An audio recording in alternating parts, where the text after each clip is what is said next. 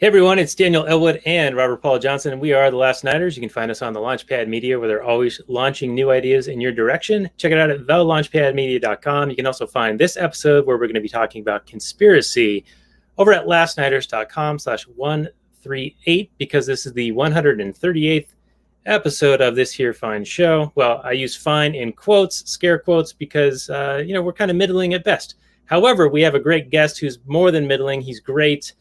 He's a returning guest. He's been on with us a couple of times, most recently for Soylent Green. He is Dr. Dennis Foster. He is a professor of economics, if I recall, in the great state of Arizona. And welcome back to the show, Dennis. We really appreciate the conversations we've had with you, not only Soylent Green, but also The Day the Earth Stood Still, the Keanu Reeves version, and the original from Black and White days. Yes, that's right. It's a pleasure to be back with you to talk about this particular movie. But the ideas, that are presented, I think, are, like you mentioned, should resonate with people even today, and really in a way that they're not as far-fetched as you might think. Yeah, I think that's well said. We were mentioning that in some of the pre-show content available for our Patreon supporters. So you can check it out at lastnighters.com/Patreon to get a piece of that. We also do a thing called Kathleen Turner Overdrive, which is bonus content after the show where we cut a little bit looser for pretty much as long as our guests can stick around, and sometimes even longer than that. So you're more than welcome to stay as long as you'd like. You can wear out your welcome, Dennis. We're totally good with that. So anyway, where we kick off this show usually is with the old Google description. And so I got to, I think I'm sharing it. Yeah, I have the ability to share it. Let me see here. I'm trying a new thing here on the show.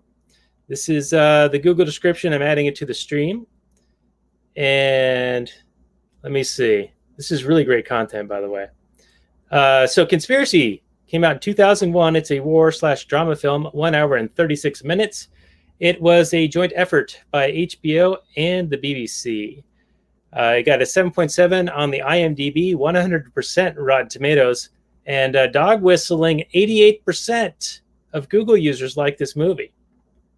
The description is, in January 1942, as the United States enters World War II, a conference assembles near Berlin. SS General Heydrich, played by Kenneth Branagh, and his associate Lieutenant Eichmann, played by Stanley Tucci, call the meeting to discuss the evacuation of Germany's Jews and other undesirables, a code word for the extermination in concentration camps.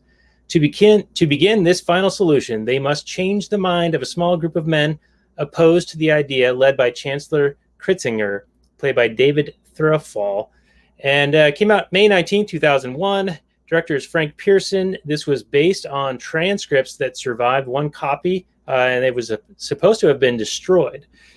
So that is the Google description, and we'll go to Robert for your initial take and opening salvo, please. Well, first of all, I love the name of this movie. It seems like everybody believes in conspiracies, but people don't like to admit it necessarily. And the conspiracies they do believe in are legitimate, real. They're not actual conspiracies, but then the ones that they don't believe in are kooky tinfoil hat stuff. But all conspiracies are just two or more people in a room having a conversation about committing a crime. And what is this film about but a group of men sitting around a table talking about committing a horrific, massive crime? So that was a great title for the film. I don't know whose decision that was, the director or whatever, but really enjoy that. The film itself is quite engaging for what could essentially just be a one-act play. Guys sitting around a table, talking about all the ins and outs of what to do about the Jewish problem that they face themselves with. It's very much an example of the banality of evil. These are just bureaucrats talking about something they got to do. And they could be talking about the grain harvest and the shortfall there, but instead they're talking about the ins and outs and the numbers and the logistics of how you kill millions and millions of people. And it's quite revealing in how the bureaucracy allows for horrific evil, because it's just people doing their jobs. They've been given a task by somebody who they believe has the authority to tell them to do it. And so therefore they're just perfectly justified in doing this great thing they see for their country to rid themselves of this menace. There's many times in the film where they seem to think that they are acting defensively, that they need to protect not only their culture, but the actual their way of life. But they don't really explain how, of course, they never explain exactly how the Jews are attacking them. And that's one way to play the victim, is just leave it very, very vague how you're under attack, but just you're under attack, so we can defend ourselves. So it's a fascinating film. I don't know exactly how accurate all, of course, the dialogue's probably fairly invented, but there is a summary of the events that survived, like you said. It's regardless of how it all, the details, how it all played out, we do know that there was actually a conference. They did discuss this, and then the end result is what it is. So we do know that there was a group of men who actually sat around a table discussing how they are going to logistically solve this millions and millions of murder situation. So yeah, I think that's an interesting opening take, and there's a lot to unpack there.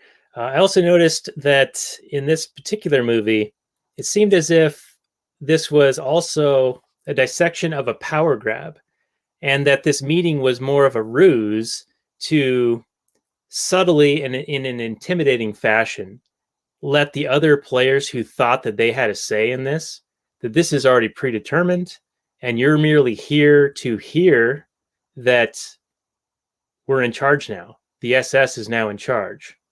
And we're going to give you the sort of the thinking that you're going to have an opinion that's going to be heard and possibly sway the decision, but it's not really. And we're also going to make you complicit in this. So we're all in this together now. So I think that's kind of piggybacks onto your take. And Dennis, we'll go to you for your take on the Google information and what we've already opened with. Well, I would agree with both of you about some of the comments that you've made. The idea here is that there's this sort of unmovable bureaucracy, or not unmovable. It's unstoppable. It's moving in a certain direction. It doesn't just start with, how do we kill 11 million Jews? It's the next sort of, I hate to say it, but it's like the next logical step. And they reference that in the movie a couple of times, and we might get a chance to talk about this a little bit. That in fact they tried to expel Jews, and they weren't especially successful. There's a kind of a famous story about 1939, where a ship of almost 1,000 refugees, mostly Jews, were turned back from Miami. They weren't allowed to dock. They were sent back to Europe. And it's like, and this is referenced in the story, that there's countries, they just won't take them, and it's like, well, we tried to get rid of them this way, we try to get rid of them that way, and so now this is our sort of final solution, right, as they call it, and I think that's important to kind of recognize that it doesn't just come out of left field, that it is part of sort of the way in which this unfolds over many years. The impersonal nature of it, I mean, you've commented about that, is one of the things I find quite startling and revealing in the movie, that you can take such a horrific sort of idea and yet kind of sugarcoat it into just, well, what do we need to do next? well, what we need to do next is we need to find a way to ship everybody to the east. And to draw an unfair analogy, we can say that in terms of today. Well, why don't we just make everybody wear a mask? And why is that different in a sort of philosophical way? And the answer is it isn't. It represents the same kind of power over people that governments want to have and try to have. And of course, in this case here, it's illustrated quite well. Right. Yeah, I'd agree with that wholeheartedly, and I think that it's interesting that they're going through this in a very bureaucratic and like almost like we just have this problem we have to deal with. So they've dehumanized the people, yet it still affects the soldiers who are like doing the evacuation. That's another thing they do. They change the meaning of words in that very Orwellian sense. So they went from a policy of emigration, like you were saying, where they were trying to send them out of the country to other countries to take them, and they were turned away.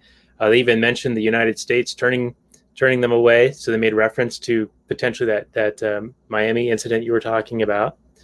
But what I guess I've never really understood what was the motivation, because all we ever hear about is how evil Hitler was and how evil the Nazis were and how they dehumanized Jewish people. But we don't know why, or I don't know why, I guess is what would be a better thing. Like, I don't understand why. The only thing I've ever really heard is that he just chose a scapegoat to blame all the problems on, to be a focal point for this like common enemy sort of phenomena that would then rally people behind him in this sort of populist effort. And I think that's where modern day people would say, oh, Trump's like Hitler because he's being populist and he's doing these policies that are going to galvanize people who aren't like really critically thinking about this issue. But it's just to like have an enemy to focus on to gain power. But is there more to it than that? Well, I'm sure Dennis knows way more than I do about this, but I'm going to take a little tiny little whack at it and just say that I suspect that the Treaty of Versailles left Germany in a massive economic devastated state, and the Jews are predominantly represented among banking, and I guess you could easily kind of put the blame on that sector. I don't know if that's necessarily the case, but I'm sure that's probably one of the reasons, or at least maybe one of the core reasons, and then a whole bunch of other reasons were led into that. You know, Jews, especially like Ashkenazi, or not Ashkenazi, what's the Hasidic ones? They don't really integrate into a culture. They kind of have their own. They stick to their own. They do their own thing, kind of like the Amish do. And maybe if they are seen as an enemy and then like look at, they're not even trying to integrate, be part of German society, they're like this other thing that comes in and then does all these terrible things and like takes our wealth and doesn't like give it back to us. I could see that could be twisted and used, but I'm sure Dennis, you probably have a more nuanced view of this and could smack down my dumb ideas. Well, I mean, I agree. I think it's mostly just a scapegoat. I mean, they're saying, well, we want to preserve the German culture and the German people in even an extreme view in terms of the blood of Germany. And so I guess you might say that who is it that has actually, I wouldn't say that they haven't tried to integrate. I mean, certainly some haven't, but to the extent that they have integrated into German society, then they become a focal point of sort of general disagreement and disillusionment, and it becomes an easy target. And if I think Robert, you mentioned earlier that they also were killing gypsies and they were killing homosexuals, and so I think really Jews just stood out as sort of the number one outside influence that they can get rid of. But they have a whole long list of outside influences that they want to get rid of. And, this is the one that they kind of focus on. If I could go back for a second, one of the points that kind of interests me about this whole story is whether or not it wasn't just as you mentioned, Daniel, a power play to some extent, and maybe a power play by Heydrich, that he was given the vague general direction by Goring. In fact, the story is that the letter that he reads at the beginning of the conference, he reads the letter that authorizes him to seek out the final solution. The letter was actually written by Heydrich, if I'm saying his name right, and not by Goring. Goring just signed it, and so it raises the issue of whether or not this is just like part of his play, maybe with Himmler, who was always conniving to do things to advance his political stature and his power, and so this may have been another one of those kinds of roles that's being played here that we kind of lose sight of, and we just think of, well, like they use the term evacuate instead of kill. Well, is that, I mean, who are they fooling? I mean, we aren't seeing any of these notes. That it's not being published in the British newspapers or anything. So why don't they just say kill? And it's like, well, maybe it's because there are internal conflicts, and that's kind of what we're also seeing that are unfolding in this story. Yeah, I think that makes a lot of sense, because when they talked about the soldiers having morale issues with shooting women and children, they sort of showcase the idea that you need to dehumanize, not only for the sake of the people following the orders, but for the people giving the orders. Like, you need to change the language so it's more palatable to be able to do these horrendous acts, even to make peace with themselves, who are the ones sort of calling the shots in this.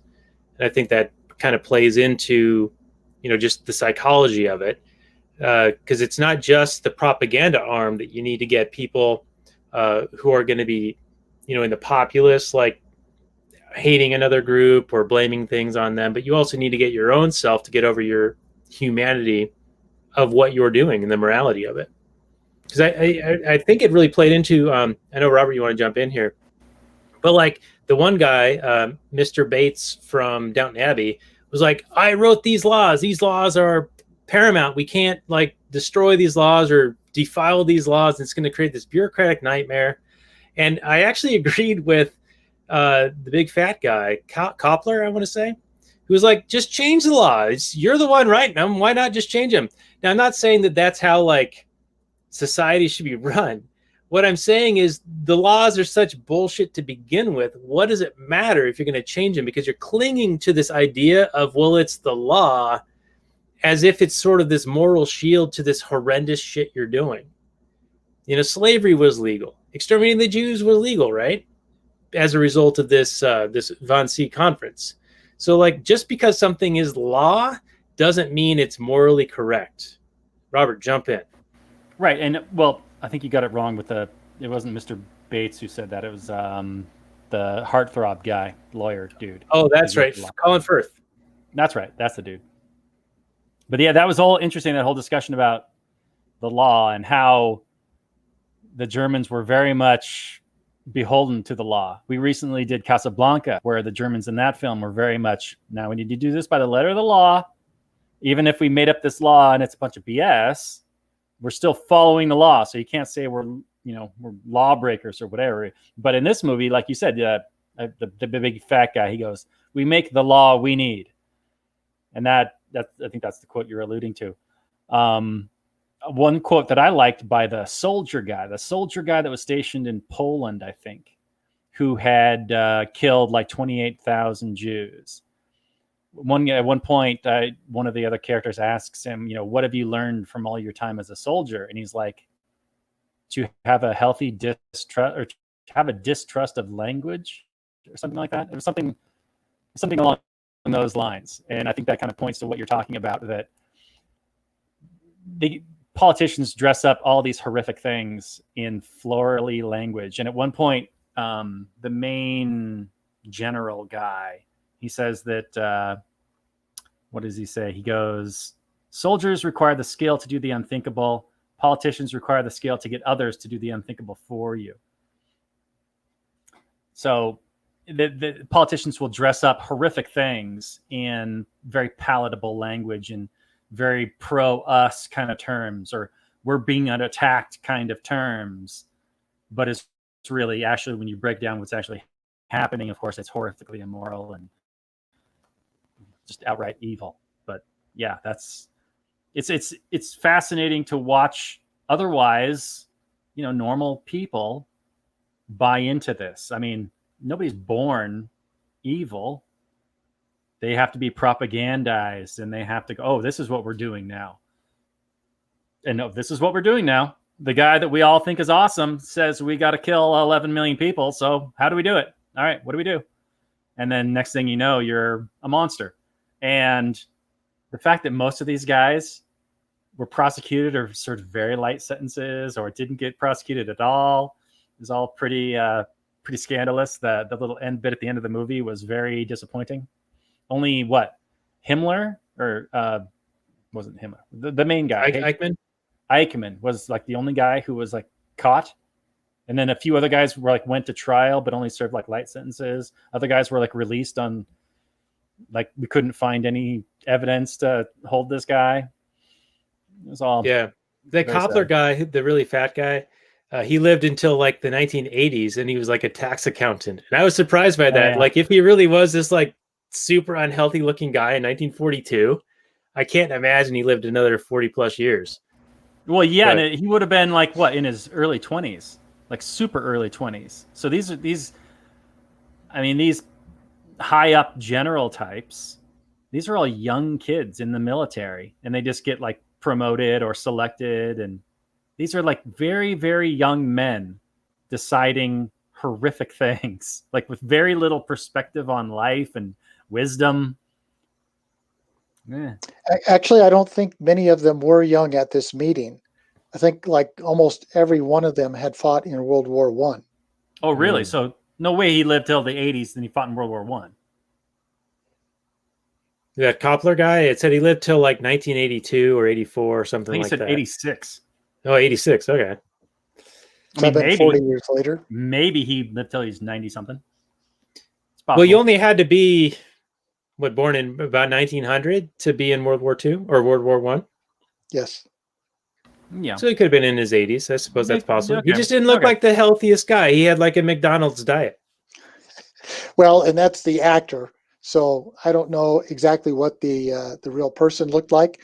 There was another movie done on this same subject in 1984. It's all in German with English subtitles, and it's also very kind of compelling. But that character, although he's bigger than everybody else, he's not as obese as the guy playing the role in this particular movie. Oh, okay. Well, I did want of course. To add in the thing about law also fascinated me, that they're simultaneously grasping at some kind of order, right? It's almost like we want order in our world, as chaotic as it is, and even as arbitrary as it is. We still want rules that basically guide our relationships with each other. It's almost kind of funny to call it a very, very weak example of the NAP, right? The non-aggression principle. It's not too much of that, but it's a little bit of that, because they want that order in their lives to be able to, not have to worry about Brutus stabbing them in the back, literally. So I found that fascinating, because then they went to the point of, well, if they're old, we're not going to kill old Jews. We're going to send them to some kind of concentration camp, and they can just live out their lives. And maybe it's just for the propaganda purposes, right? They can show these old people in retirement and doing all right. And I've seen some of those videos, but that seems kind of like it's like, why are you doing that for everybody else that's old? Why don't you just kill everybody? And it's like, well, we'll let old people stay in these not resorts, what they might call resorts, but camps or ghettos. Yeah. ghettos, and we'll send everybody else to the east. And if you're strong enough, we'll put you to work, and we'll just work you until you die, and then we'll kill the others. And then, of course, the issue in the story moves to who are we going to be sending? If you're 100% Jewish, however they figure that out, then you're going to go. But what if your mother was Jewish and your father is German, just natural German? Now you're half Jewish. Now what are we going to do? Mm-hmm. And that's what all these Nuremberg rules and laws were about, how to draw that line between who's acceptable and who's not acceptable. And maybe you're in a gray area where we're not going to, send you to a concentration camp, but you're not going to have the same privileges as full-fledged Aryan Germans. And it's fascinating that they would sort of argue about those points of law, even though, of course, the underlying argument was being made by a couple of them. One is, hey, we need the workers, so we can't get rid of these workers. And another one was, what are you going to do about the properties? If you have a half Jew that you send off to the extermination camps, who's going to inherit the property? Is it going to be the German side of that person? And are they going to wonder what happened to that person? And that's going to open up a whole can of worms. And the divorces. Yeah, he talked about this bureaucratic nightmare that they were going to create by going through with this, with those laws that were, of course, immoral and ridiculous, but that were on the books that they were trying to adhere to. And back to Robert's point, they're going to call something like this, give everyone free gumdrops law, but it's really going to kill puppies or something. That's how these things kind of work. They name them the exact opposite of what they do. I think that's kind of like the back of the napkin, interpretation of most laws, like the Patriot Act, not so patriotic.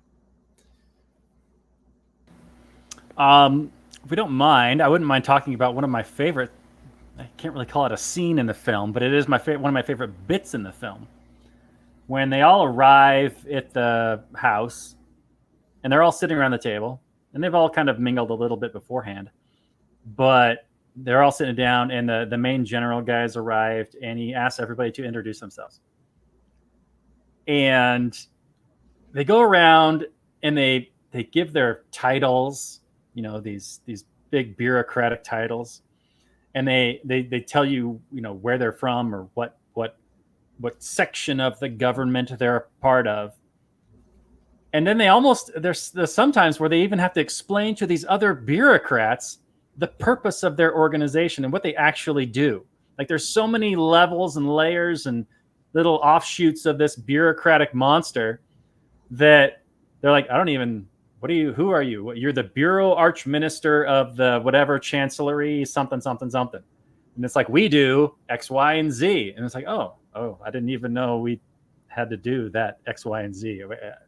And we're talking to other bureaucrats who also have to justify their existence.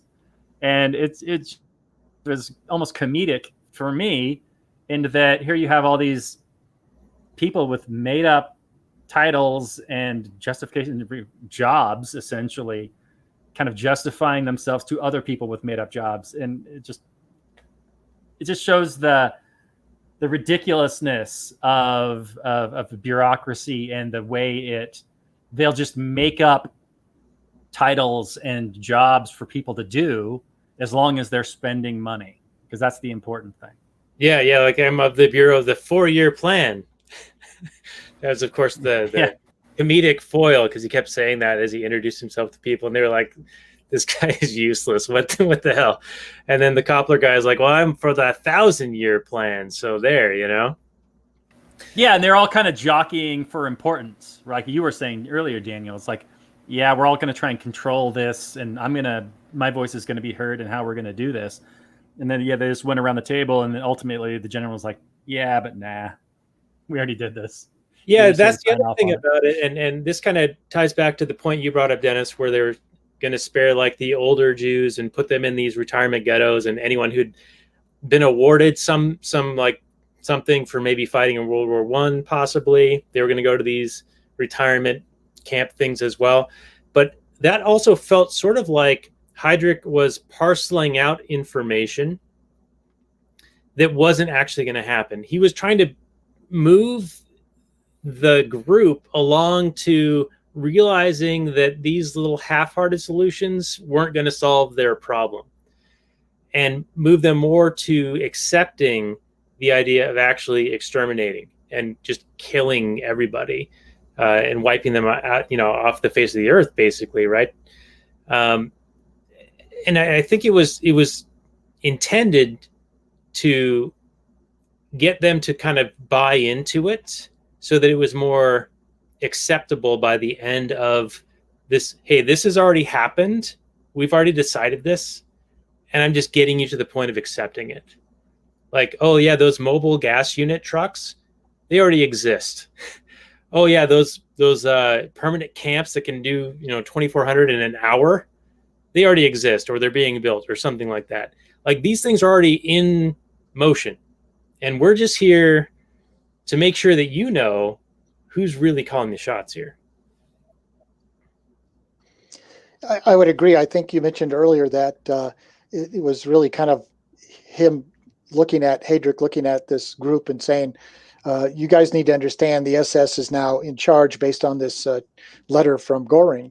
And so that's the entree into him sort of making sure that whatever disputes they have about how this is going to work out, the SS is going to be the ultimate arbiter of this.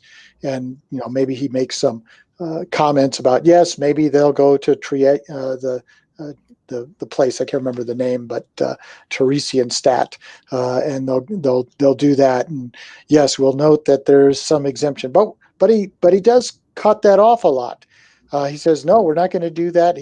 He's very vehement about the sterilization proposal, saying that some were saying, well, if we just sterilize half Jews, then we don't have to worry about that further degrading the German blood, and he's very much against that, and it's because he thinks it'll take too long, and I don't know if that's something that's coming more from him and Himmler, because I wanted to bring this up. This might be a good point to bring this up.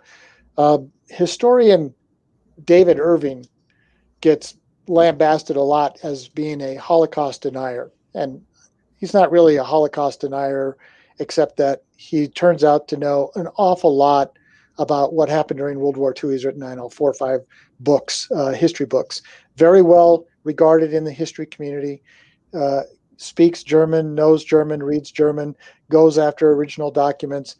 And he always argues that when they use terms like evacuation, that strikes him as odd, because his view, and I don't know if this is right, but his view is that when the Germans documented what they were doing, they were very precise about what they were saying, about what they were doing. They're very precise in their language, and this is to him a little bit weird.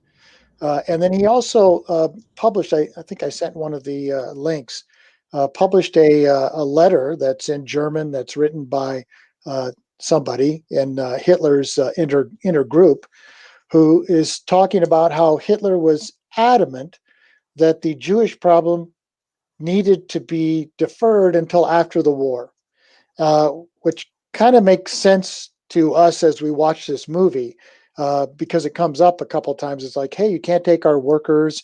We need them to make arms. We need them to build roads. We can't use the trains because we need it for the war effort.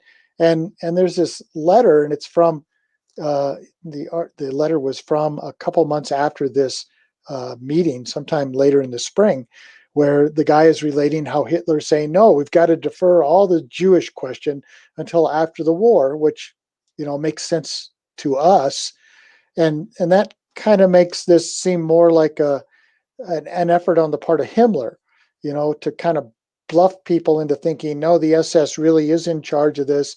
Göring has told us that, and everybody else, and these are all middle management people that are at this meeting, they just got to go along with it.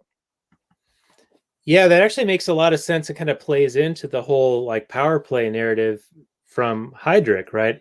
Because what better way to bluff than that point that he made where, what was it? The doctor Kritzinger, he was like, no, I've had this discussion with the Fuhrer, and he said that he's denied that any of this type of thing will happen. And Heydrich says, well, yeah, and he will continue to deny that these things are happening.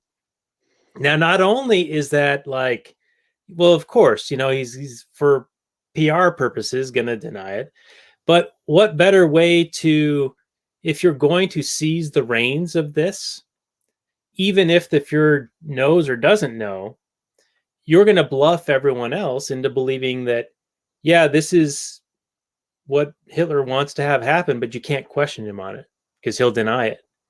So, like, the fact that I'm saying it right now is all that's needed for it to be the truth.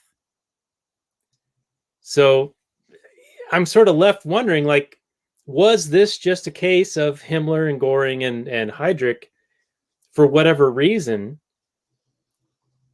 getting this kind of machine in motion, and it wasn't necessarily Hitler who was like the one pulling the strings? Yeah, I think. I think it's one of those things you could say. Well, after the fact, Hitler might have said, "Oh yeah, okay, that was a good thing you did," but I think the story is maybe a little bit more believable if we sort of think about the way Himmler operated. Himmler was always sort of looking to advance his power. Even at the end, he tried to take control of the government just before Hitler killed himself, and then Hitler, like, I don't know, sent some kind of a note about he should be shot on sight or something. But I could believe that his machinations are at work. Not that Hitler didn't want to get rid of the Jews, he did, but was he really on board with the mass extermination during the war with Russia? That I could kind of buy into the argument that might have been something a little bit more pushed by Hitler and Heydrich. Yeah, and that's another interesting point that you bring up, is that they're trying to advance into Russia. I think it was called Operation Barbarossa, and just like Napoleon, they got caught in the Russian winter and were unable to advance and were stymied and being repelled. I think that the most casualties were Russian in the entire World War II. That is correct. But so it's not like it was just the winter. Of course, the Russians were fighting back. We did a movie, Enemy at the Gates, a while back, earlier this year. That was a pretty good discussion on that. But that was also like going on while this conference was going on. So they're struggling in Russia. The United States has entered the war, and they're talking about this other issue. And yeah, it makes sense to me that if you're really trying to win a war, you're not going to divert all of these resources. Not that central planning is great, but if you're in the position of being a central planner, why would you divert all these resources and destroy this labor pool? Like that one guy keeps talking about, where am I going to get my labor from? We're already short-staffed. We're already having difficulties meeting these production quotas and all these things. By the way, side note, everyone, the Nazis weren't capitalists. They're capitalists in just name only, or in like the de facto ownership, right? Like the name on the certificate was, oh yeah, it's a private ownership, but it was totally directed by the government. It's fascism, it's socialism. The Nazis were socialists. It's not just in the name, it's what they actually were. Just to put a point on that. What the hell was I talking about? But oh yeah, so it brings up the idea of like, why would you actually divert all these resources if you were struggling in this war? If you wanted to win this war, you wouldn't then shift all this focus onto this extermination effort, right? Well, doesn't make sense. But if they actually believed that they were really struggling in the war, you see this also in Japan, and you see it, I think, pretty much any losing country. We saw it in last week, Full Metal Jacket, the Stars and Stripes. It was like, oh, talk about how great the war's going, and how many kills, and they killed the general. Propaganda works on everybody, including the soldiers, for morale purposes, including a lot of the even at one point in this film, they talk about how good the war is going, and they're like, we don't have time for this propaganda talk. We're here to talk real talk. I forget the exact line, but yeah, there's absolutely. It would depend on whether they thought that those resources were really even needed over in the East, because there's so much fanatical fervor and belief in your righteous cause and the German know-how and the German ability and the power of the German man, that do you really even consider the fact that you could lose, or that these people would really be needed? I think they had longer ideas. They were really talking about their 1,000-year Reich, and in order for them to have this 1,000-year Reich, you got to get rid of all these Jews and all these undesirables. It very much goes back to the ideas of eugenics, and Hitler was a big fan of the eugenics movement in the United States back in the 1920s, where hundreds and maybe even thousands of people in Appalachia and other places were snatched up and forcibly sterilized. We're talking about like sheriffs would come to a family, grab people that were known to be mentally deficient, meaning, just not that smart, whatever, take them to a hospital and injected with sterilizing agents. And Hitler thought this was a great thing. And a lot of science, he wasn't alone in his thinking. A lot of people thought that eugenics was a great way to move humanity forward by purging undesirable traits from the gene pool. Wait. I just want to clarify something here. They were just listening to the scientists, right? Just following the science? Yeah, it's following the science. Okay, just to be clear. All right. This is what you need to do, Daniel. You just follow the science. I don't care if it's immoral. You just got to do it for the greater good. Okay? Follow the science. So I think I don't remember exactly what happened with like where it was published or what have you, but I think Hitler's on record saying that the eugenics movement in the United States is a really good idea, and that this is how you do these things. There's positive eugenics and there's negative eugenics. Negative eugenics is obviously sterilizing people. Positive eugenics is where you take two good traits, one trait in the dad and one good trait in the mother, and then you mate them together and you make an even better baby. But when you don't have time for that, you have negative eugenics where you go around and you sterilize people and you kill people. So I think that they were looking towards a long future, and this was all part of an equally important task. Not only was winning the war in Asia important, but also setting up this 1,000-year Reich that was going to have to get rid of these undesirables if it's going to have a chance. All right, so at the risk of getting into a really weird space here, but when you were talking about desirable traits and undesirable traits and breeding and whatnot, it made me think of animal breeders and horses and different types of dogs and things like that. You try to eugenics, right? Right. It's basically eugenics, but for animals.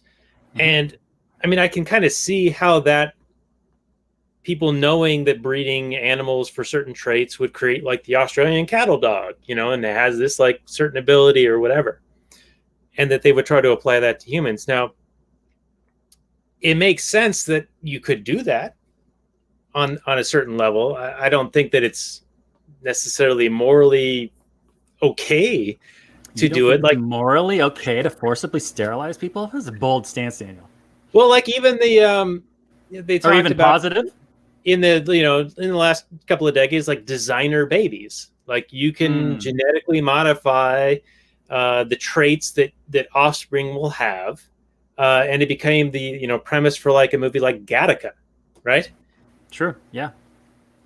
So it just makes it makes a certain level of sense. I'm not saying I'm a proponent or anything, but yeah, I can kind of see where they're going with it. Well, I mean, that is an interesting thing you bring up there, Daniel. Is it morally okay? I mean, to designer gene your baby?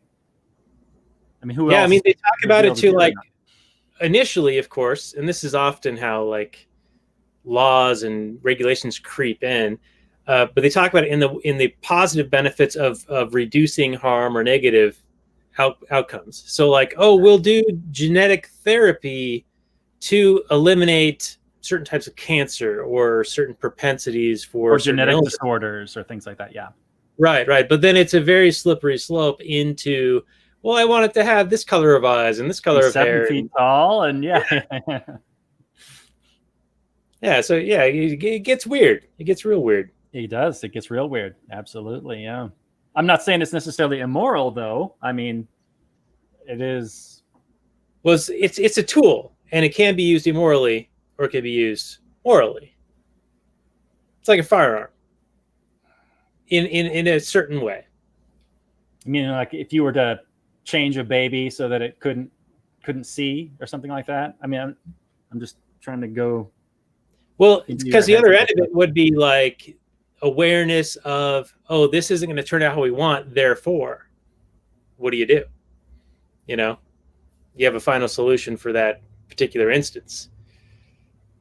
Well, let me ask you this question, Daniel. If you Oh found man, out, can of worms, can if of you worms. found out that your baby had a 75% chance of being born with a genetic defect, let's say spina bifida. That's the first one that comes to mind. I know it's caused by other stuff, but whatever.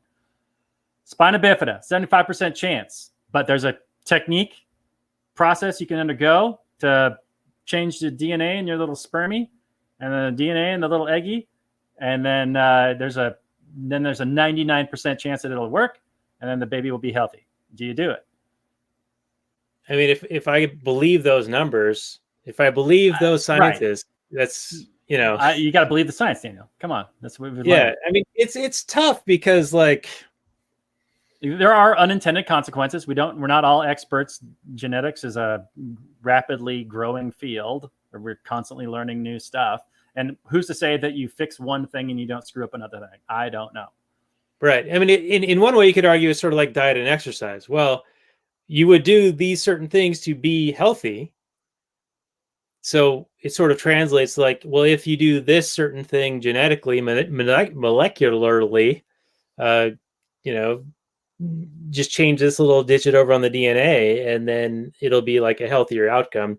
But I don't know. I mean, it's kind of getting into playing God area, and that's a morally What we've learned ambiguous. from history is that playing God always works out well, and it's always good. Daniel, I will say a lot of this goes to the individuals making the choice for themselves, because who's in the best position to make that decision. But then there's certain areas where like, okay, yeah, aggressively murdering somebody who wasn't aggressing against you, so a non-self-defense situation, no matter how much you wanted that person to be killed, doesn't mean that, oh, well, we can subjectively say, well, that was okay.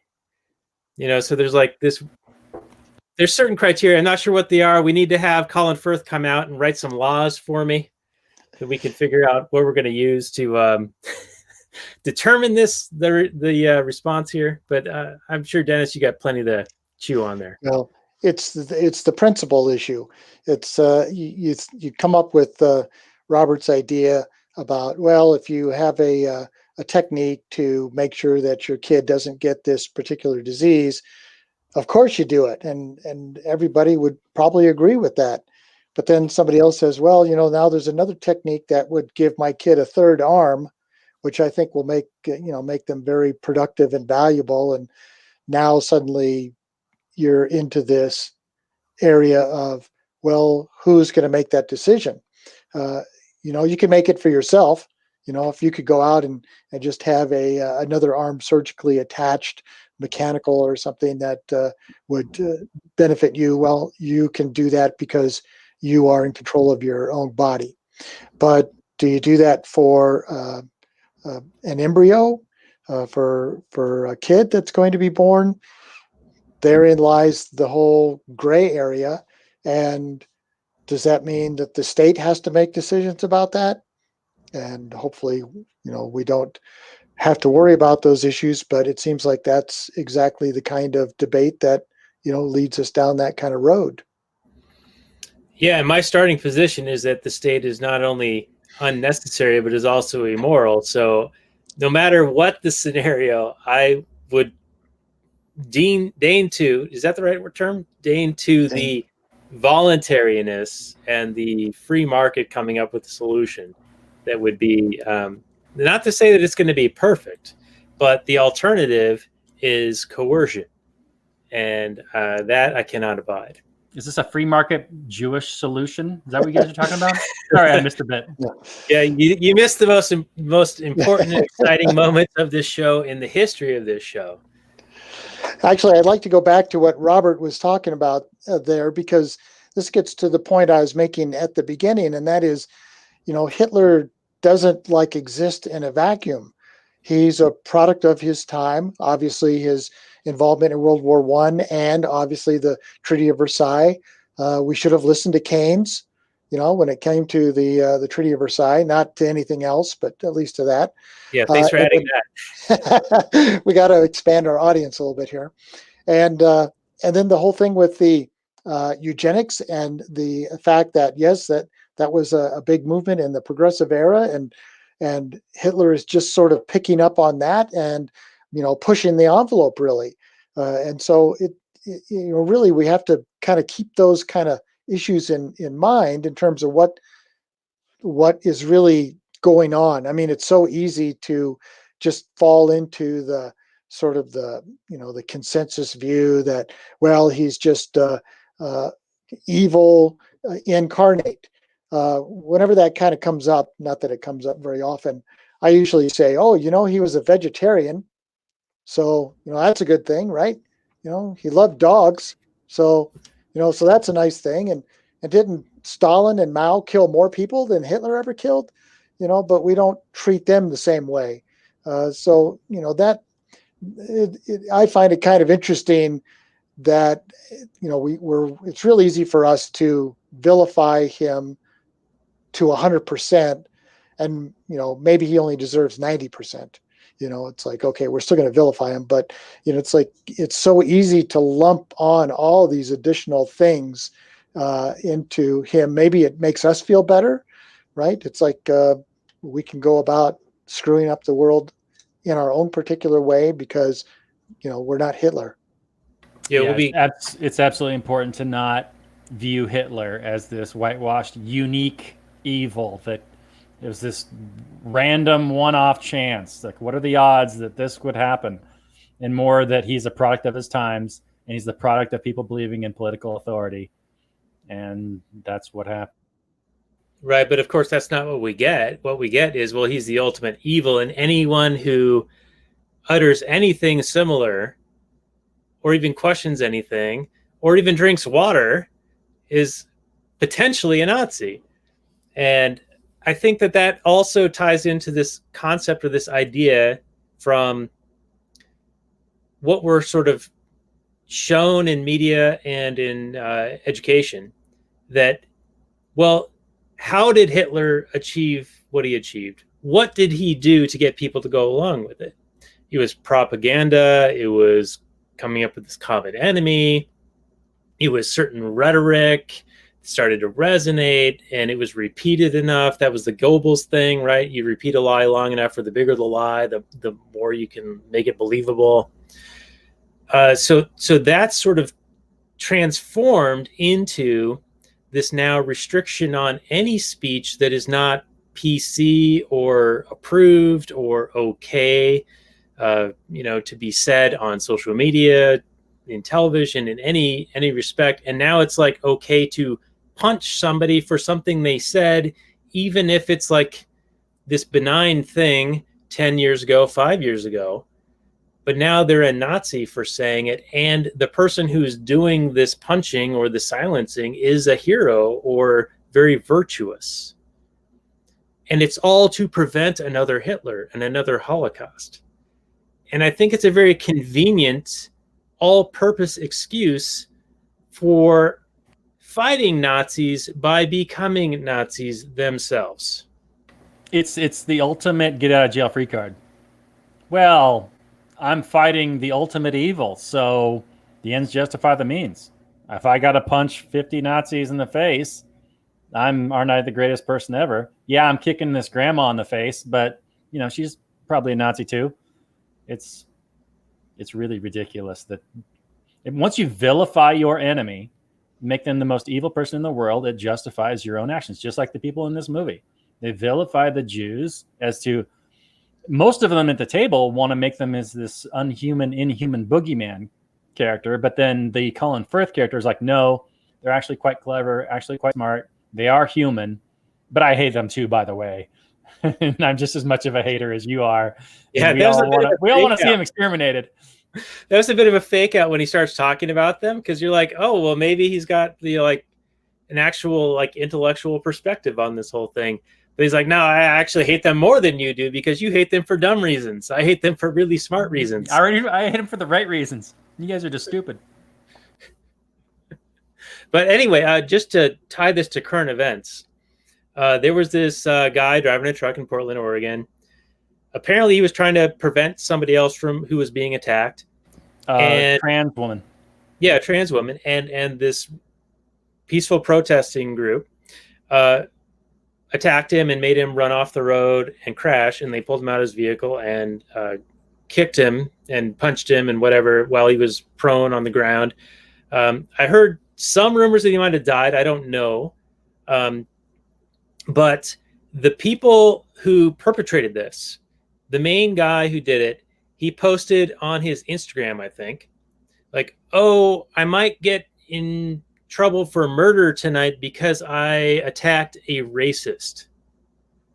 So he was justifying anybody that opposes him, since they are pro anti-racist, anybody that opposes them has to be a racist, right? By default. So anybody that doesn't want me to kick this trans woman in the face is clearly a racist. It's the ultimate get out of jail free, unfalsifiable bullshit. Yeah. So I was it's been all over social media the last couple of days, and I've just, man, it makes me not want to go anywhere near the cities these days. I'll tell you that. Well, I sent you that one video about all the people leaving the cities, right? Oh yeah, yeah. I've seen it too, because we've been looking at properties rural areas, prices going up like crazy, like mad, and I'm like, wait, aren't we in a frickin' depression here? Yeah, not where I live. Yeah, it's just like nobody knows it yet. It's really bizarre. Yeah, this might be where we might be in the middle of something very, very big that we'll look back on in a few years and go, oh yeah. Yeah. Sure. May you live in interesting times. Well, I'm sorry, let's tie it back to the movie a little bit, and then we'll need to start winding down because we have gone almost an hour already. I can't believe, because I feel like there's more to say about this. But Dennis, why don't you take us? You got any notes or any other points you want to bring up? I was just going to add to what you were commenting there about the attack in Portland, because one of the questions you had asked earlier is, why the Jews? And I was thinking, well, it is interesting because to the extent that they're just scapegoats, what happens when you run out of them? Don't you have to go to the next scapegoat, and you have to go to the next one and the next one, and pretty soon you end up with the proverbial you're eating your own. And it seems like that kind of underlies what was going on there, and also what we see going on around us now. I mean, this idea that we're not even going to, see what the guy was trying to do. We're just going to beat him up because that's what we want to do. It's really like brown shirts matter, not Black Lives Matter. Yeah. It's interesting that they adopt Nazi tactics to fight Nazis or scarecrow Nazis. And it's basically anyone I want to attack is a Nazi because I said they are, and therefore it's okay for me to do the thing. Like you were saying, it's a get out of jail free card. They can never be wrong. Yeah, you can never be wrong. Hopefully there's some repercussions to this, because it seems as though in Portland and even in Seattle, there's a lot of leeway being given to property crimes and violent crimes happening. And then even the media is complicit in this, saying, oh, they're mostly peaceful. Well, sure, they're mostly peaceful. They've only part-time murdered people, part-time attacked people, part-time burnt down buildings. Hey, serial killers are 99.9% peaceful too. They're not actively killing someone at the moment all the time. Right. Rapists are 99.9% not raping. I mean, I was thinking, how many Nazis actually killed somebody? well, I mean, if all the military were Nazis, there's a couple of million people, but Well, not all the military was, but still, all the party members. I mean, they had millions of party members. Maybe it was 5,000 that actually killed anybody. Yeah, and So actually, the Nazi or the German army in World War II was a highly diverse army. I mean, they had tons and tons of conscripts from all over Europe. It was a force made up of all kinds of different people, all kinds of Croats and Poles and all kinds of different people that couldn't necessarily talk to one another, but they were all united underneath the German flag. Well, and this the idea that it was some sort of monolithic state behind Hitler, I think, is another sort of mistake that we make. And I think this movie kind of illustrates that the purpose is to cow all these other interests into the interest that is being promoted by the SS. And if you sort of think behind the scene here, it's like, well, that's because there are a lot of other interests. They may all be shades of fascism, but they aren't all in agreement. I don't think there's any mention in the movie of the Night of the Long Knives, if you're familiar with that. the Kristallnacht. Yeah. No. This is the Night of the Long Knives, is where Hitler had arranged to arrest all these guys from the SA, which is the paramilitary arm of the Nazi Party, who basically rivaled him in power, and then executed most of them the same night. And this was a way for him to consolidate power. He wasn't killing his enemies; he was killing his friends that also enjoyed power. And I think that some of what we're seeing in this movie is that, yes, there are these different centers of power that exert themselves, and Heydrich is basically trying to cow them into his particular sphere of influence.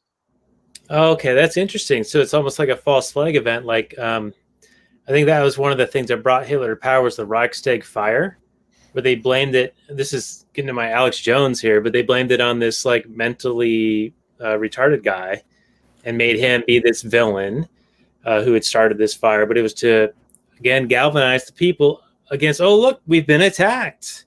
What are we going to do? I think that was against the communist. I think that particular event, they were going against the communists. The Kristallnacht was predicated on the assassination of the German ambassador in France, I believe. And it was, some Jewish person that was, angry about what was going on. And so they used that, leveraged that into the Kristallnacht. Yeah, it's amazing how they'll often leverage these events to their benefit.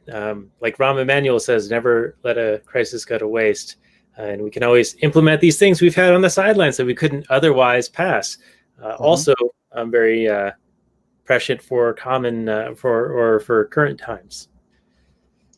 And it's yes, just in fact, now we don't need a crisis; we can manufacture our own. Hey, now don't get us censored here.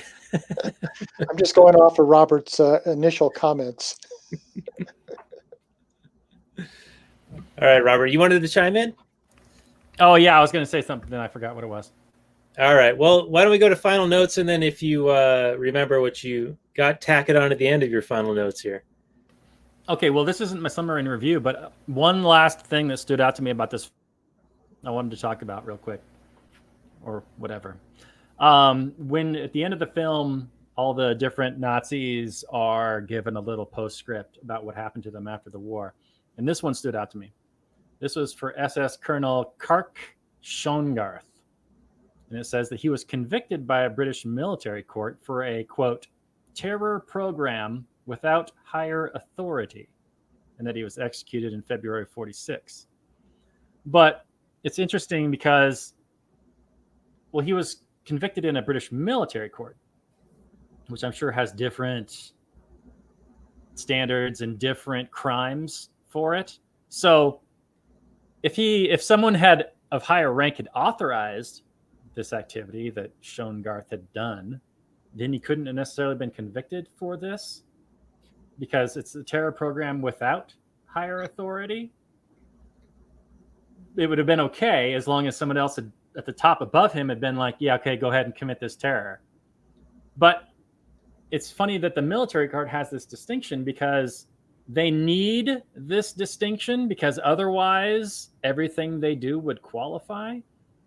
Because everything militaries do necessarily is going to be terror to somebody, right? You're going to invade some territory and boss everybody around and point guns in people's faces and kill them. That's terror. But as long as there's a chain of command where it comes from the top, then it's okay, right? Because states absolve people of their immoral behavior somehow, some way, through some mystical process that nobody quite understands. This must be before the Nuremberg defense was sort of like used or trotted out as like, well, just following orders isn't enough. Because that kind of is counter to that. Right, it is kind of counter to that. I guess this is a different court, so it's a different standard. This is right, a military court versus the, I guess, civilian court of the Nuremberg trials. Right, or international court. I don't know if it was something. It was the Nuremberg trials, but was it conducted by the UN? I don't know enough about it. I want to say there's something at the Hague too in Belgium. Yeah, that's where the World Court is, at the Hague, I think. Yeah. But I think the Nuremberg thing was just organized by the winning powers, right? The U.S. and the British and the French and the Russians too. Okay, right. Now, I'm going to praise, you're not going to believe this, Robert. Oh, I'm going to believe it. Kamala Harris for a moment. What? Wait, okay, no, you're right. I'm not going to believe it. All right, so First of all, Kamala. Did you just say Kamala? Because that's racist, I heard. To say Kamala. I know Tucker got in trouble for not pronouncing her name right. I don't know how to pronounce her name. It's because I've heard her name a bunch, but I don't care enough to know how to say it right. I'm sorry. How dare you, dirty racist. I think she's a terrible person. However, in this one instance, and this will be controversial for most people, I think she was correct in this. She had, before she was a senator, right, or is a senator, she had before her someone from, I think, the CIA maybe, and she was saying to them something along the lines of, oh, you were, working against this certain group and they were doing something that you would qualify as terror. And she got the guy to admit, yeah, this activity would be terrorist activity to politically motivate somebody to do something. And she's like, well, what do you do? And just kind of let it hang there in this baited question. And it was sort of this rhetorical, okay, I've just set you up and then said this thing and I've made my point. So in that respect, I think that she did make a fine point in that most of what government agencies do could be described as terror. And I've heard that there's a difficulty in having the government actually define what terror is because they can't define it without identifying something that they do as being it. Indeed they do, sir. This is why you have these hypocrisies. And they couch things in different terms and obfuscate with language. Which is why you cannot trust language. That's the thing I've learned from this movie. All right. Any final notes before we get into the final summary and review? Give a score. I don't know what kind of gradient to give to this. We'll just go out of 10. How about that? Okay, yeah, I'll go first. So Conspiracy. I hadn't heard of the director before, but he did a perfectly fine job. Although, I mean, you film it in a beautiful location, and you got all these sharp dressed gentlemen, looking good.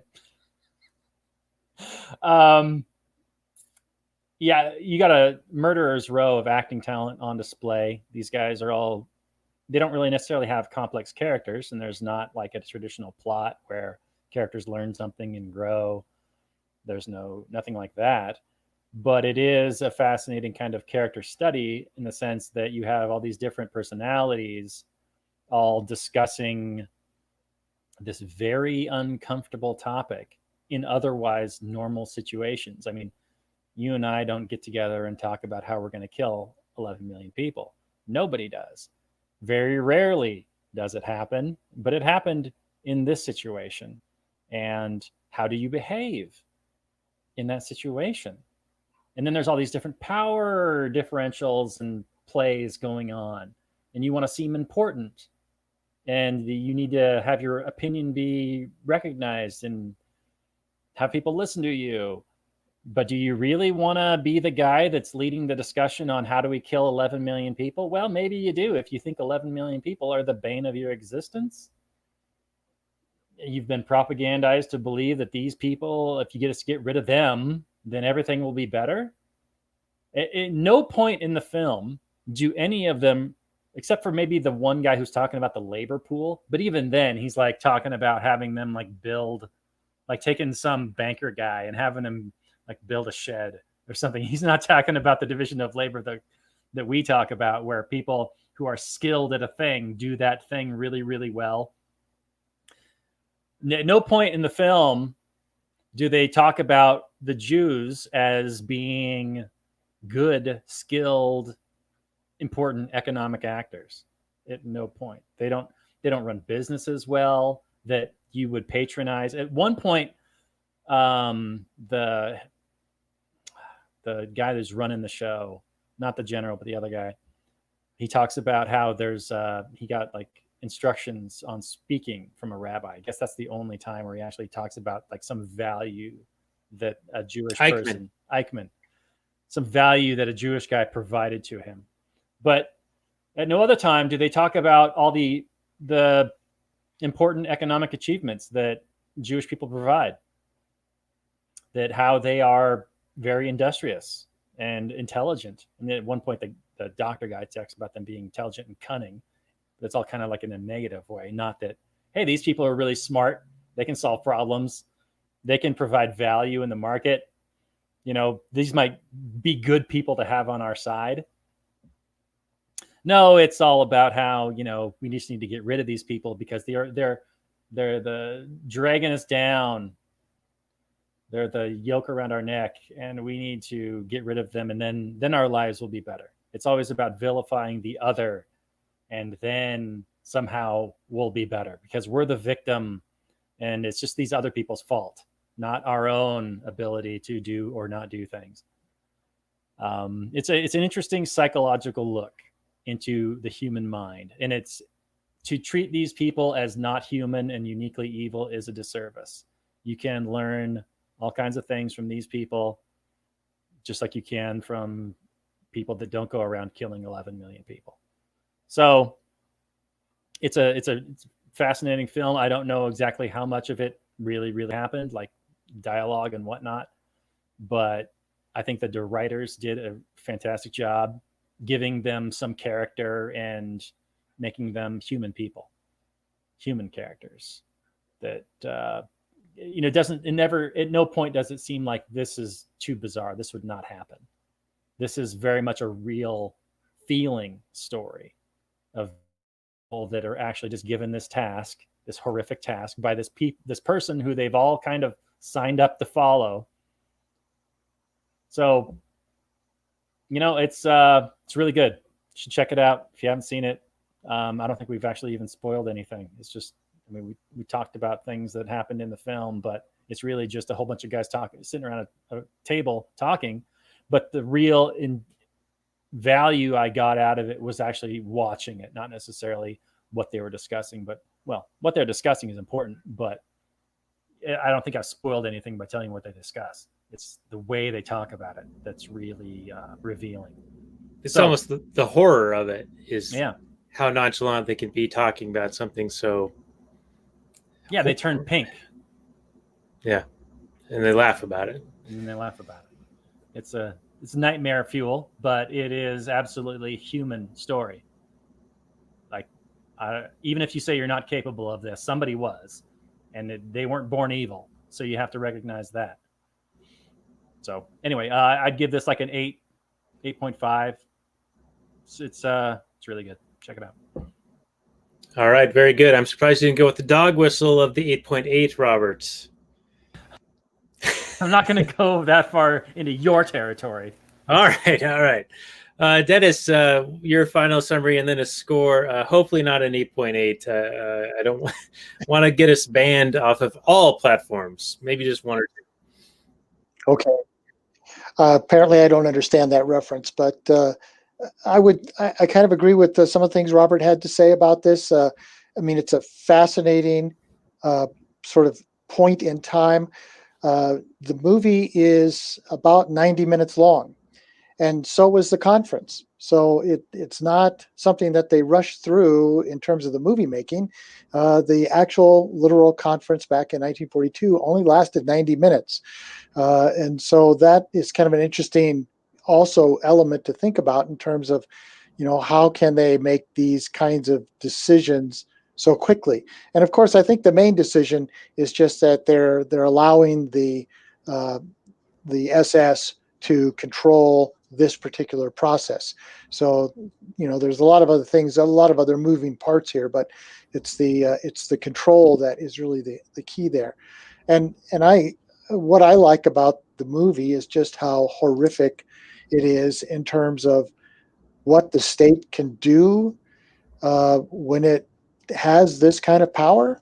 And it's like, how do you fight it? I mean, the only way to fight it is to literally fight it, but that they can just treat this as just one more problem. It's like, well, we're worried about how do we produce enough widgets for next year, and it's just like a big math problem. And yeah, we have a storage problem. Yeah, so we have a storage problem. How do we get rid of all these Jews that we say we're going to get rid of them, and we want to allow Germans to expand out into some of these other areas, and of course the 11 million figure, just to mention, 2.5 million come from Poland, and then 5 million are what they expect to come out of Russia. So assuming that they win the war with Russia, that's going to be 5 more million. So 7.5 million are just from those two places. The rest of Europe doesn't have but like tens of thousands, maybe a couple 100,000 Jews in each of these various countries. But the idea that they can just treat that like a math problem, and all we got to do is follow through with this. Once we understand who's in control, who's in charge, where the authority comes from, then we can just go about carrying out our business, right? Because they're all, when they leave, the guys that are going back to Poland have been reassured that the Polish Jews are going to go first. The guy that's going back to the 4-year plan is thinking that they're going to be able to still have workers to help implement the 4-year plan, and so on.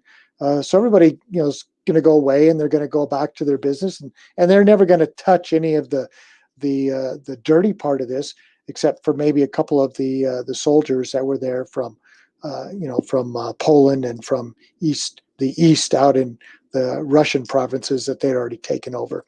So that, to me, the big thing is the power of the state, how it can become so obscene in such a sort of normal sort of way. I mean, it should strike us as bizarre, and yet it should strike us as, no, that's just the way these kinds of things unfold, to the point where, suddenly we're facing with this kind of, Holocaust as it's described. So I think that makes this an excellent movie. I mean, when I first saw it, I didn't know anything about it. And I've watched it, 3 or 4 times. I find it quite compelling in terms of getting engaged in the issues as they're expressed. Now, they don't know any of the conversation among the various participants. They know that some of the discussion had to do with who's a Jew and who's not a Jew, and who's a half Jew and who's not a half Jew. And they know that Stuckert did make some complaints about the law and whether they were following the law. And so that shows up in the summary document, but we don't really know what the dialogue is. But I think the dialogue is just sparkling here in terms of drawing out these issues in a way that is, I would say, quite fair. It would be real easy to go over the top and just make everybody seem like a horrible monster that maybe they are. But I think that the dialogue, they really did an excellent job in that regard. So I'm going to give this like an 8.79. I don't know what that means, but I think that's good. Yeah, Dennis, you make a really good point about how far removed everybody at this conference was from the actual act of murder. It seems like the more removed you are, the easier it is to order the deaths of millions of people. I don't think maybe a few of those guys could have actually pulled the trigger a bunch of times. But most of those people, I don't think if you put a couple of men and women and children of Jewish people, that they were just going to start gunning them down or stabbing them or beating them. I think there's bureaucrats who are perfectly okay with evil in the abstract sense of, okay, I can rationalize this and this is going to be a good thing. But if I actually had to do it myself, I don't think that these people would be doing that. Well, even Eichmann talks about how he got sick with the trucks, when they were gassing the people in the trucks. And it's like, yeah, he's not going to do that again. Yeah. And that was just him watching it, probably. He wasn't actually doing it. Mm-hmm. Yeah, there's the one guy who got sick and he blamed it on the cigar, and that was just based on the discussion. And it made me almost wonder if they put something in the food to make everyone uncomfortable, because it seemed as if Heydrich and Eichmann weren't partaking of any of it. But it might have been like a way to weaken the resistance of the other participants in the conference. I think all they really had were pastries, because it was just a short 90-minute meeting. Yeah, in the movie they have 3 courses or whatever throughout the meeting. Bring in the food, snap, snap. All right. Oh, and by the way, before I interrupt Daniel again, the 8.8 stands. It's 8. The 8th letter of the alphabet is H. So in neo-Nazi circles, 8.8 stands for 88 stands for Heil Hitler. I see. So yeah. Don't do 8.8 and don't wave at the end. Right. And then there's something to do with 14. I don't know what the 14 stands for, but 1488 is apparently double bad. I don't remember what 14 is. It sounds familiar. I should know it, but if we did American History X, I'm sure it's in there. Most likely. Yeah.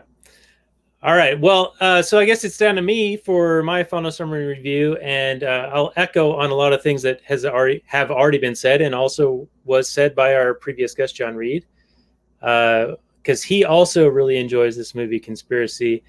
It's really amazing how interesting you can make virtually a one-room play, and you've got some really great acting talent. You've got a lot of really insightful dialogue, and the banality with which, and the sterility of how they approach this is pretty amazing. And Bronnig's performance is so good because he is very menacing in a subtle way. You can tell in those moments where he takes these people aside and has those talks with them that he's not just saying, no, you need to agree with me. It's more like, you need to agree with me, or you might catch the interest of this other group or this other guy who's going to kill you. But he doesn't have to say it in so many words, and you can feel the gravity of it. And so I think that this is very well executed, and it's a very interesting film. It's well done. It's been recommended a couple of times for me to watch, and I was a little bit reluctant not only to watch a movie about Nazis, but then to have it on the show. Just because, I don't know, it seems like it's a taboo subject just at all these days. But I think that we had a very, very good conversation about this. And I don't know, I feel like if our show was longer, we'd have more to talk about. But it's only as long as, well, it's already been long, but it's only about an hour. It's supposed to be about an hour. So I will go with the 8.8 on this. I'm not dog whistling. I'm just saying it's almost a 9. It's a really good film, and you should all check it out. It's available on HBO and also available for purchase on Amazon. You can click on our links on our page and purchase it, or have HBO and watch it for no additional charge other than the monthly HBO fee. So that is our discussion on conspiracy tonight. We're going to have a little bit of bonus content where we go a little bit deeper into certain things. Who knows what? That's Kathleen Turner Overdrive, available for our Patreon supporters at lastnighters.com/Patreon. You can also now find us on youtube.com/lastnighters. We just got the domain name verification process complete. So subscribe to us there. I don't know if you listeners of the podcast are aware, but there's video, so you can see our ugly faces. Not Dennis. You're a great looking guy, but Robert and I are horrendous looking. So people, check it out at YouTube. Just see how bad. Radio. Just see how terrible we are. Go to the YouTube, subscribe, click the bell icon down below or up here, or I don't know how they say this, but do that, and we'll get more subscribers, and some good things happen out of that. So next week, Robert, we're going to have a guy on who I've wanted to have on for a long time. He's semi-famous on the interwebs. Gets a fair amount of traction. It's the Meme Policeman. So what he does is he takes memes and dissects their arguments with facts and evidence to either bolster the message of the meme or to deconstruct it. And he's really, really good at it. He gets a lot of social media attention from this. He's been on the Tom Wood Show, or is about to be. He just told me that he's either been on or is about to be. So we'll post that on his show notes page for the movie we're doing with him, which is the whodunit caper starring James Bond, Knives Out, available for streaming on the old Amazon Prime. Apparently it's a super good movie. People have recommended it to me multiple times that I just need to watch it. We need to do it. And so we're going to be doing it next week with the Meme Policeman. Very good. Yes, that's a movie I saw a little bit ago. I think about a month or two ago, and I had a really good time watching it. So I look forward to our discussion. All right, very good. And Dennis, I hope you can stick around a little bit longer. I really appreciate you being on for this episode, for suggesting this movie, and for the great talk that we've had tonight. I want to remind people that you've been on for The Day the Earth Stood Still and Soylent Green. Those were both excellent, and I hope that we have you back on. It can be another Nazi movie. It's fine. You handled yourself well. Or it could be another classic. I was suggesting earlier that we could do something like Gaslight, or the Invasion of the Body Snatchers, which I think either one or both would be good to do at some point in the future. Now, note there's 4 versions of the Invasion of the Body Snatchers. And there's 2 or 3 versions of Gaslight. So we'll have to pick probably just one of each. But is there a either Charlton Heston Body Snatchers version? No, but there's a Daniel Craig. Oh, the most recent one. Okay. In fact, he was filming that movie at the time they announced he was going to be James Bond. So that was his last unknown movie. And I hope it remains unknown. I don't think we're going to be doing that one. All right. Well, thank you, audience, for joining us. And Robert, you can list off a couple of suggestions, things that they might want to do if they like what we do here. Yeah, if you like what we do, you want to see more, you can click right down here to see more. And you can... see more butts. I don't know who says that, but I just... from somebody. Yeah, you can go to Trepster.com, buy some merch, which I need to update. I need to get some more stuff. There's all kinds of funny type stuff that has to do with current events that I'm completely missing out on. You can help us out on Patreon. You can leave us a review on Apple Podcasts. You can subscribe, like Daniel said, to our YouTube channel. You can interact with us on Facebook or social media. You can just tell us how we're wrong, tell us how we're right. You can leave a good review, a bad review. We don't care. Just interact with us. Pretend like we exist. We do. We do exist, I think. Therefore, I am. I don't know. Very well said, though quietly. Something is weird with your mic. But fortunately, we're at the end of the show, so we can move on to some Kathleen Turner Overdrive after this. And again, available for the Patreon supporters, lastnighters.com/Patreon. This has been our episode on conspiracy. You can find it at lastnighters.com/138 and also at the Launchpad Media, where they're always launching new ideas in your direction. And we'll see you guys next week for Knives Out. And with that, we'll say good night from last night, everyone. Peace out.